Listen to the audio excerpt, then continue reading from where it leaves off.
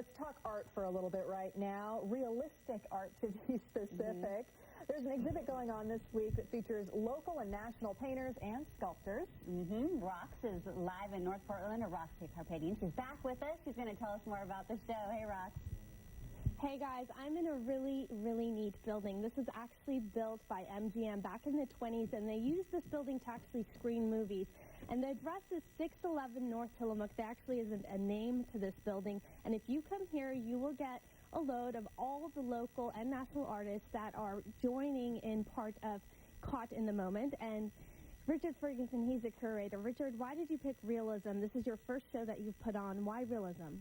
I love realist art, especially figurative realism, and I wanted to do a show that showcased figurative realism particularly, because that's what I like. Because realism it is what you get. You see what you get, and that's what it is. It's real life, right? It is real life, and it's the easiest art for people to look at and enjoy. It's all about beauty. Now, there's about 29 artists and sculptors. Correct.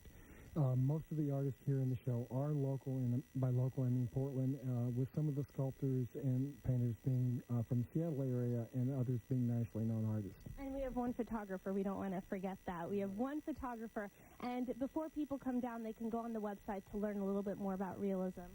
Yes, I talk about realism as well as display all of the artists and their bios and the work that they have in the show. So you can kind of preview the show from the website. All right, thank you so much. Coming up, guys, in just a little bit, we will actually talk to Jean Marie. She's busy working there on a painting. We'll show you what she's working on, as well as a sculptor. That's all coming up in just a little bit. Okay, I see the photographer being careful with what we're showing. Some of those paintings exactly, have it's a surprise. Thanks, Roxia.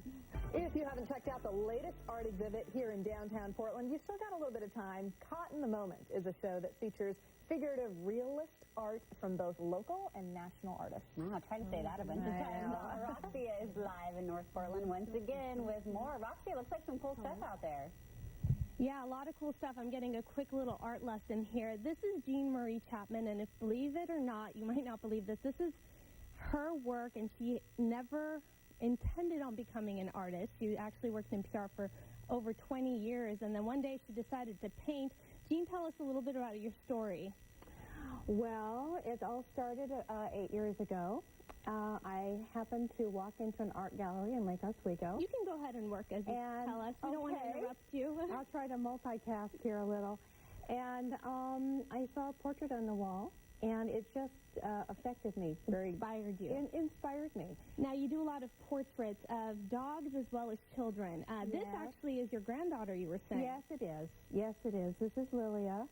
And she's a little favorite subject of mine, but I do mostly portraits on commission for people. And why portraits? Why did you pick this to be your niche? I think it picked me because when I was a girl, I just drew faces all the time. I just loved to draw them. And, you know, I was raised in a home where my mother had art everywhere, and it was mostly realism, from like Old Masters' work, Vermeer. So you taught yourself? I taught myself. My first portrait I copied Eugene Delacroix, a French master. I don't know who that is. That's a French master. That's okay. Sounds fancy. Now, you're doing a lot of layered work. Yes.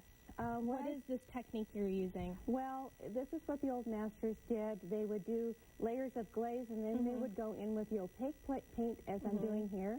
This is a glaze. I wanted to darken this area, which I would do. And what's the point of it, just to give it more of that realistic It does. look? Well, the realistic look comes from the detail and the way that you paint it. But what this does is it gives it depth. Okay, so you take a photograph just like this, which actually looks like a painting itself. I took a photograph of her. Look at this, and you've been working at this for how many hours, you'd say? I started this about 10 hours. Okay, and you have still how much more to go? Many weeks. Many weeks.